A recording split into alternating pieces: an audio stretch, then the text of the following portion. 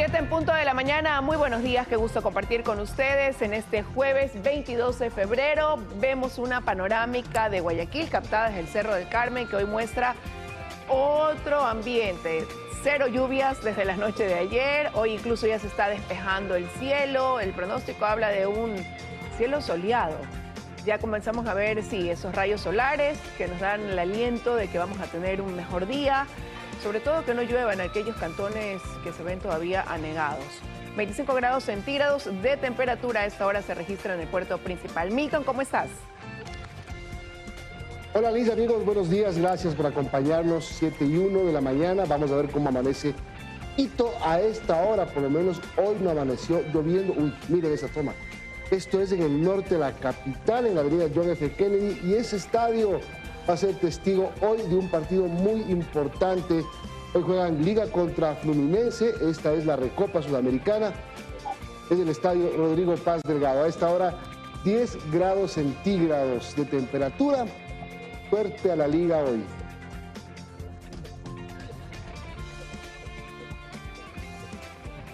¿Qué tal, Milton? ¿Cómo estás? Sí, todo el mundo me veía aquí en el estudio a ver si es que no le deseaba suerte a la Liga, pero otra vez le deseo suerte a la Liga de Quito hoy. Qué bien, qué bien. Bueno, que le vaya bien en ese partido de hoy entonces. Así es. Estamos listos para empezar y contarles quiénes nos van a acompañar en breve. Estará con nosotros ya en nuestro segmento de entrevistas Verónica Artola, analista económico, ex gerente del Banco Central del Ecuador. Con ella vamos a analizar esta proforma presupuestaria que la noche del martes envió el Ejecutivo a la Asamblea Nacional y que ya tiene pues algunos cuestionamientos en el Legislativo. Y vamos a hablar sobre este paquete de reformas al Código Orgánico Integral Penal que han causado varias polémicas y discusiones en la Asamblea Nacional. Va a estar con nosotros la asambleísta Sofía Sánchez. Aquí empezamos.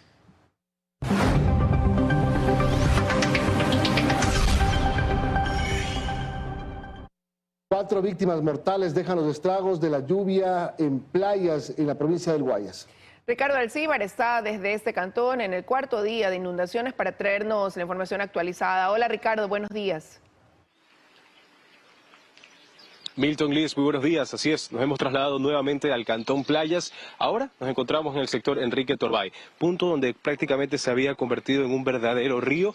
Y en este sector también, y muy cerca de acá, en el sector de Altamira, lamentablemente es donde se registró el saldo fatal de 4 personas fallecidas. Una madre junto a sus 3 hijos luego de que la corriente del agua se llevara a su casa. Veamos, hagamos una toma panorámica, por favor, para ver cómo se encuentra este sector.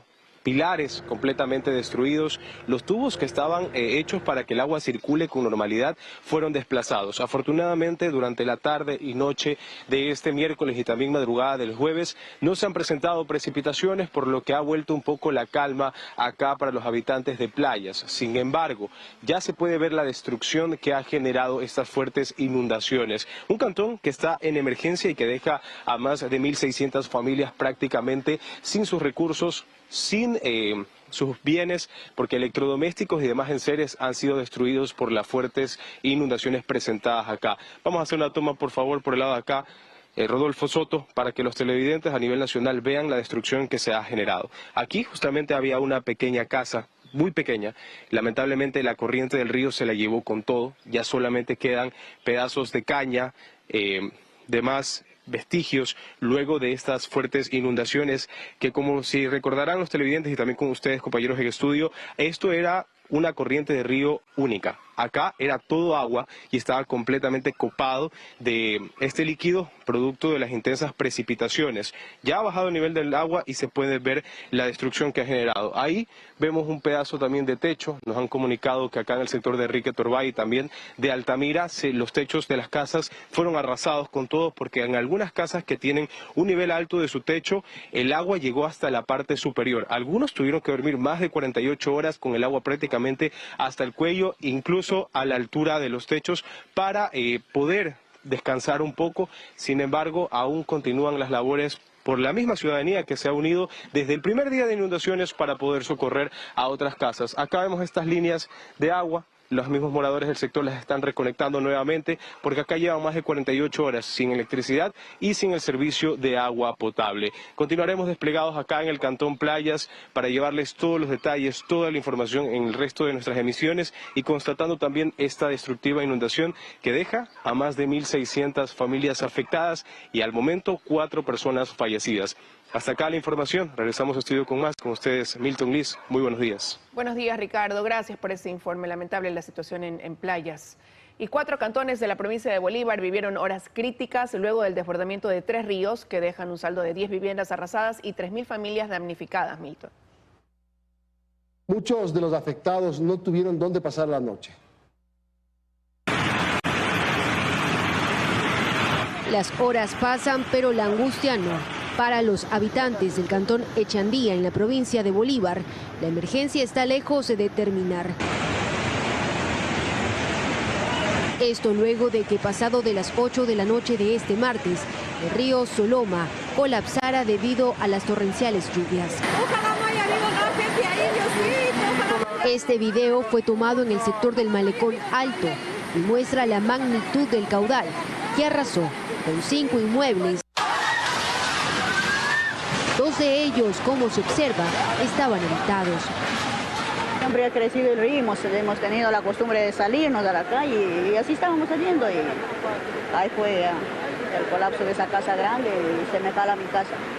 Con alertas de posibles derrumbes, también se encuentran otras 14 viviendas de recintos como El Camarón, Galápagos, Santa Lucía y Arroz Uco. Judith Naranjo, vicealcaldesa de la ciudad, ha habilitado 2 albergues para las familias damnificadas.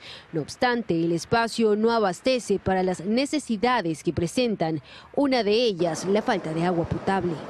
El gobierno se sensibilice y nos dé los recursos necesarios para nosotros poder atender las necesidades de nuestro cantón y a nuestra gente. En el cantón Caluma el panorama es similar. Aquí 5 sectores se quedaron bajo el agua por efectos del desbordamiento del río que lleva el mismo nombre. Personal de gestión de riesgo ha alertado que el puente principal que conecta a la cabecera cantonal también podría desplomarse. Esto dado que en esta urbe los ríos Tablas y Cabañal de igual manera se han desbordado. Los cantones Guaranda y Las Naves viven el mismo efecto del temporal invernal, que ya deja en la provincia de Bolívar 5 inundaciones y 12 deslizamientos de tierra. En la provincia de Manabí, en Chone, fue declarado emergencia por las afectaciones que dejan las fuertes precipitaciones. Sus calles, miren ustedes, están totalmente inundadas y el hospital Napoleón Dávila, uno de los más grandes, estaba bajo agua. A los pacientes de menor riesgo se les dio el alta, mientras que otros fueron trasladados al segundo piso de esta casa de salud. Santa Marta es uno de los sectores también más afectados del cantón, pues con el desbordamiento de los ríos Mosquito, Garrapata y el río Chone, el agua empezó a ingresar a las casas. Más de 15.000 viviendas se han visto afectadas. Estancia Vieja en Puerto Viejo es otra localidad de Manabí que está anegada. Las escuelas, sus centros de salud y viviendas se han visto afectados. Al momento, en Manabí hay un fallecido producto de las fuertes lluvias. Vamos a Esmeraldas, al sector de la isla Luis Vargas Torres, donde el desbordamiento del río Esmeraldas ha dejado a su paso una estela de destrucción, obligando a más de 100 familias a abandonar sus hogares y rescatar sus enseres transportándolos en canoas o en lanchas. Son más de 80 emergencias registradas en las últimas horas. El cantón Muisne está en emergencia por los recientes eventos climáticos. En Quinindé, el río Quinindé, también se desbordó dejando varias familias afectadas. En tanto, en el norte de la provincia, varias casas fueron destruidas por las intensas precipitaciones. Además, 3 vías estatales están afectadas. En la provincia de Santa Elena, varias comunidades se encuentran aisladas por la creciente de ríos debido a las fuertes precipitaciones. Las intensas lluvias han afectado a ciertas comunas en la zona norte del cantón. Como consecuencia, el caudal del río atravesado creció, llevándose a su paso los 2 puentes peatonales que conectan a Libertador Bolívar y San Antonio. Mientras la comuna Sitio Nuevo es otra de las zonas incomunicadas, pues la creciente del río se llevó el único paso que conecta un barrio que al momento está totalmente aislado. La situación es similar en la comuna Dos Mangas, donde la fuerza del agua destruyó una casa. Y la provincia de El Oro soportó 10 horas de precipitaciones. El norte de Machala se quedó sin agua potable debido al daño de la tubería principal y 20 sectores quedaron bajo el agua. El canal El Macho, que atraviesa la ciudad, está a punto de desbordarse, según las autoridades. En el cantón Las Lajas, un puente colapsó, por lo que el paso vehicular fue restringido, mientras que en Zaruma hubo un deslizamiento de tierra que interrumpió también el tránsito vehicular.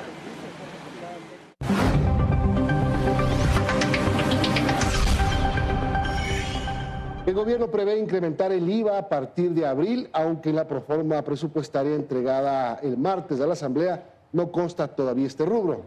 La preocupación es que el déficit alcanza los 4.809 millones de dólares. En poco más de un mes, el IVA se incrementará en el país de forma permanente. Esto una vez que la ley para enfrentar el conflicto armado interno sea enviada a registro oficial. Si la ley entra a publicación, la tarifa es 13%. De forma automática. Luego está la segunda parte que menciona que el presidente puede fijar una tarifa hasta el 15% con un informe del Ministerio de Economía y Finanzas. Vamos a empezar con el IVA al 15%. El IVA entra en vigencia y comienza a recaudar desde abril. Solamente quiero ratificarle algo. El IVA va a subir al 15, no al 13. Al 15.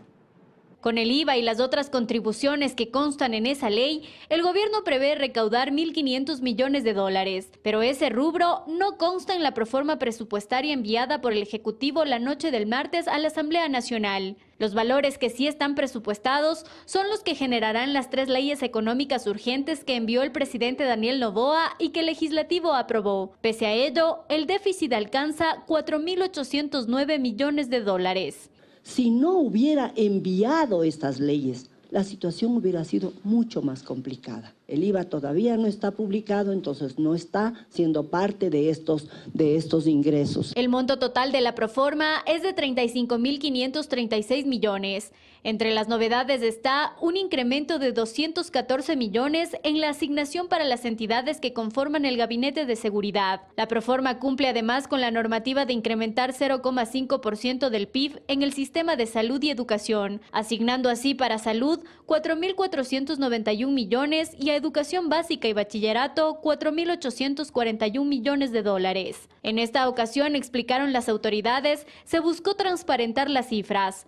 Por ejemplo, el petróleo fue presupuestado en 66,7 dólares. La experiencia que ha tenido el Ecuador en los últimos 15 años nos deja este gran aprendizaje de que no deberíamos estar muy cerca de los máximos valores. Pero de los 14.340 millones que entran por concepto de petróleo, menos de $1 pasa al presupuesto general del Estado.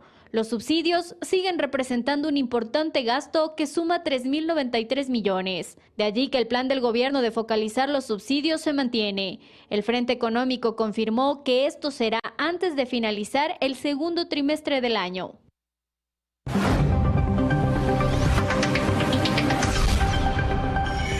El ex asambleísta de la Revolución Ciudadana, Ronnie Aliaga, pidió nueva hora y fecha para rendir su versión en fiscalía dentro del caso Metástasis.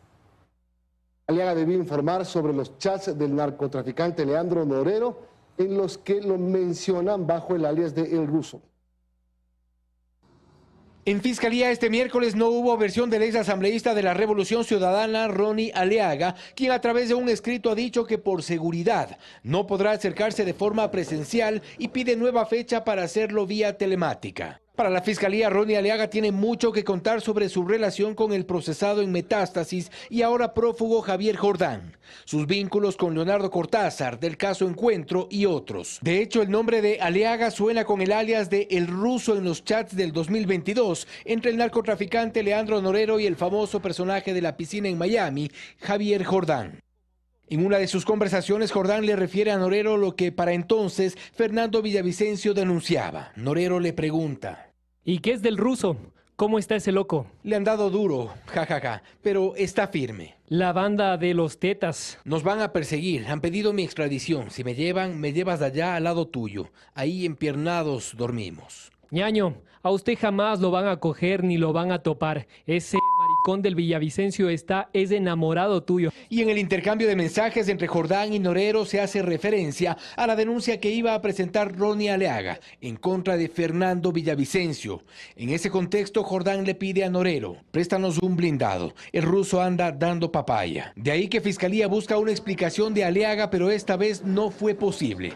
Aliaga en su momento negó ser el ruso y rechazó estas vinculaciones a través de un comunicado. No obstante, hay otro tema que también preocupa preocupa a la fiscal Diana Salazar tiene que ver con este pedido de información que hizo Ronnie Aliaga en enero del 2023. Aliaga pregunta a la fiscal si sus amigos de la piscina, Javier Jordán, Leonardo Cortázar y Pablo Mendoza, están siendo investigados por presunto lavado de activos. No obstante, la respuesta de fiscalía a esa fecha fue utilizada por Jordán para lavar su imagen, y eso lo contextualiza Diana Salazar en una reciente entrevista. El señor Javier Jordán, en el caso Metástasis, ha presentado un oficio indicando que la Fiscalía entregó por poco una certificación de buena conducta en su momento en su favor. ¿Por qué? Porque respondimos al pedido de un asambleísta en ese entonces, del ciudadano Ronnie Aliaga, que trabajan junto a la delincuencia. Son algunos de los elementos que se suman a Metástasis, un caso cuyas investigaciones avanzan.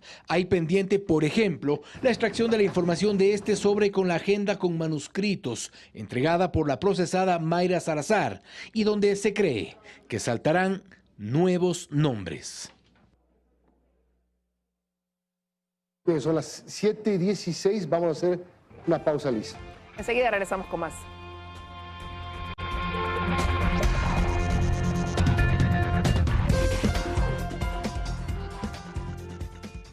Efectivamente, seguimos. De forma unánime, el tribunal integrado por los jueces nacionales Felipe Córdoba, Iván Saquicela y Daniela Camacho negó la apelación a la prisión preventiva presentada por el ex vicepresidente Jorge Glass por considerarla improcedente.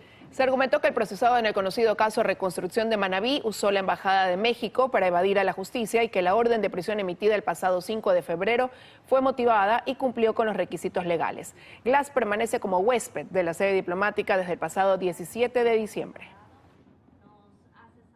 8 integrantes de la banda delictiva Los Lobos fueron capturados el miércoles por la policía en Quevedo, en Los Ríos. Entre los detenidos está un sujeto considerado de valor intermedio, quien sería cabecilla de este grupo terrorista. Los aprehendidos están vinculados a los delitos de robo con extrema violencia en ejes viales, tenencia y porte de armas de fuego, extorsión y sicariato. Entre los indicios recabados están un vehículo, una motocicleta, 12 terminales móviles y una alimentadora. Otro tema, las autoridades han detectado algunas incivilidades que ocurren con mayor frecuencia en las estaciones del metro de Quito. En la parada San Francisco, por ejemplo, tienen comercio informal, en el Labrador existen casos de evasión de los sistemas de cobro y en la central hay el problema de libadores. En pocos días se cumplirán 3 meses del inicio de la operación comercial del Metro de Quito. Y autoridades y usuarios han detectado ciertos comportamientos inadecuados en las estaciones de este nuevo sistema de transporte. Habían regado papelitos, cogen el boleto y lo dejan por ahí en el suelo. Termina por donde sea, por donde pueden salir más rápido o entrar más rápido. Una de las normas que debemos seguir aquí en el metro es no traer objetos de gran tamaño, ¿no es cierto? Pero aún así lo he visto. Por ejemplo, en el norte de la capital, en la estación El Labrador, está identificado que los usuarios intentan evadir los sistemas de cobro. Las personas colocan, digamos, un ticket o una cédula y resulta que pasan 2 o 3 personas. Eso está sancionado como una falta muy grave. En la parada Universidad Central registran un problema de libadores, en su mayoría jóvenes que ya han causado varios inconvenientes, como el ocurrido este fin de semana cuando uno de ellos ingresó en estado etílico y se orinó en uno de los andenes de otra estación. También tuvimos que son agresivos, ya tuvimos un caso de uno de las personas del personal de la operadora que se quedó sin una visión de un ojo por un golpe de uno de los chicos que han consumido alcohol. El tema del comercio informal afecta a las estaciones de San Francisco en el centro y Quitumba en el sur de la ciudad. Allí los comerciantes no regularizados no respetan en exteriores los espacios libres de ventas. Tenemos una normativa que se llama las zonas metro, en donde a 30 metros de estación no podemos tener comercio informal. En la estación El Recreo, también en el sur, e Iñaquito en el norte, la problemática es en torno a la falta de cultura vial. Allí los usuarios no cumplen con la circulación por el lado derecho en las estaciones y fuera de ellas no cruzan por los pasos cebra. Según información de la empresa Metro de Quito, de enero a la fecha se han abierto 7 procesos sancionatorios por incumplir con el reglamento de uso de este sistema de transporte.